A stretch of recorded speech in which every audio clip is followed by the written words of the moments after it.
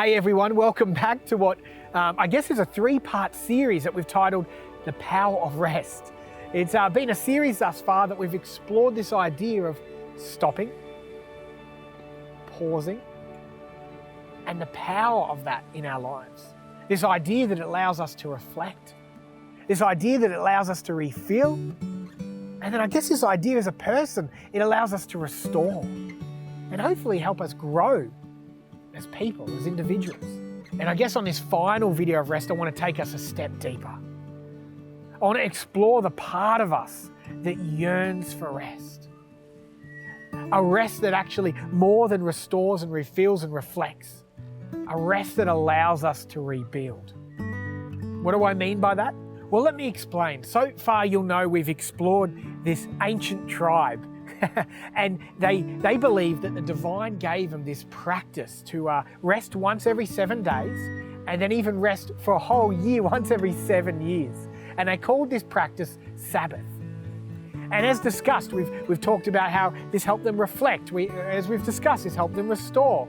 But it did something else as well. You see, that tribe previously before given this practice were slaves. And so all they knew about the core of their identity is that they were there to produce, to build, to be busy. This practice was more than a chance to just relax. This practice actually allowed them over time to rebuild their identity. It actually allowed them to not be a human doing. It actually allowed them to be a human being, to be with each other, to be with their God, to truly rest, to lay a foundation to rebuild their identity upon.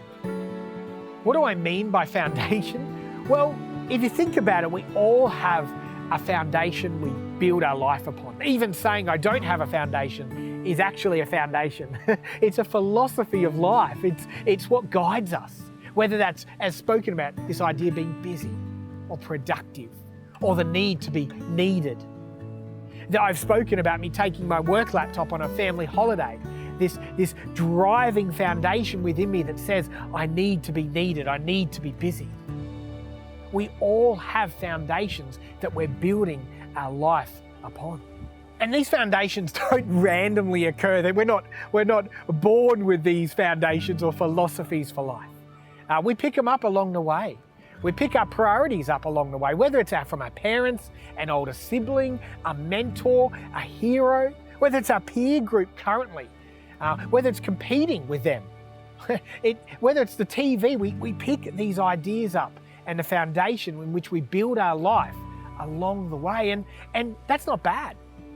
I guess the question we're asking in this video to take things a bit deeper is it a helpful foundation? Is it worth building your life and your identity upon? Funny enough, Jesus asks this exact same question, except he does it better. He uses what's called a parable, just an illustration to, I guess, explore this idea, this question with his students, with those listening to his teaching. He puts it this way. He says there's two types of builders, two types of houses. One house is built upon the sand, and one house has a foundation that is a rock. And then a storm comes, he says. And when that storm comes, guess which one is left standing? Well, you don't have to be Sherlock to figure this out. It's the one that's on the rock. The sand, the house falls away. It's utterly destroyed. What a fantastic way to put it. What a fantastic question. As you reflect on the foundation that you build your life upon, is the money in the bank? Is the career? Is the social media status? The question is, when a storm comes, and not necessarily a physical one, but when a storm comes across our life, when tragedy or suffering strikes, which it does in this life, are those foundations going to hold up? Were they worth putting all our time, all our effort?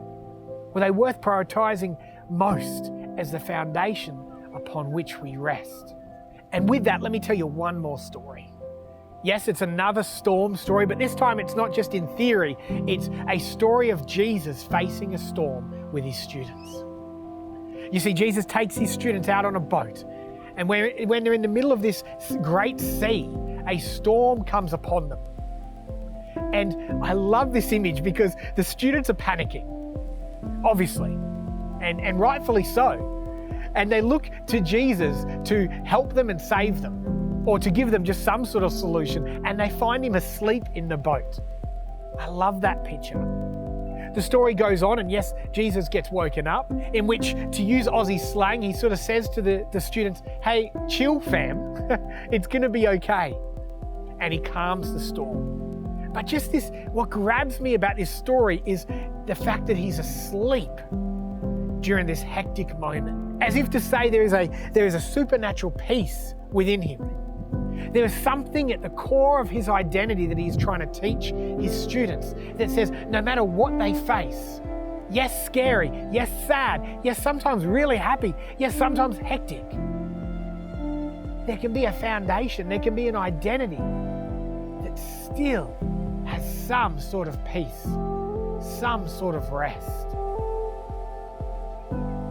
That no matter what you face in life, you can fully feel it, you can fully be a human in it, but you can build a foundation that is perhaps even eternal, that is not shaken, that is rested. For the final part of this series, for the final video on this subject of rest, I guess I'm left with a couple of questions. What foundation are you building your life upon? And is it giving that type of rest? For me, that type of rest could only come from Jesus and him being the foundation of my life. I'm only young, but I've tried a few different things, a few different foundations. One which took me in a band right across the planet. And although none of that was wrong, I really felt like that was the foundation I could build my life upon. What people thought of me, expectation, the social media, or I guess the media status of that. But you know what? When a storm came, or when multiple storms came, it turned out that was just a house built on sand. Although fun, it wasn't the thing to build my life upon. It wasn't a foundation that brought me rest. What are you building your life upon? And is it bringing you rest? Like we've always said though, these videos aren't a sales pitch. Hopefully they just invite a conversation. And so we'd love to have that conversation with you. Comment below, let us know what you're thinking. Let us know what you agree with. Let us know what you disagree with. How you've been practicing rest in your life. How have you been reflecting? How have you been allowing the pause to refill? And what are you rebuilding your life upon? Hit subscribe, hit the notification button, share this video if you enjoyed it, and hopefully we've got plenty more like this coming to you very soon.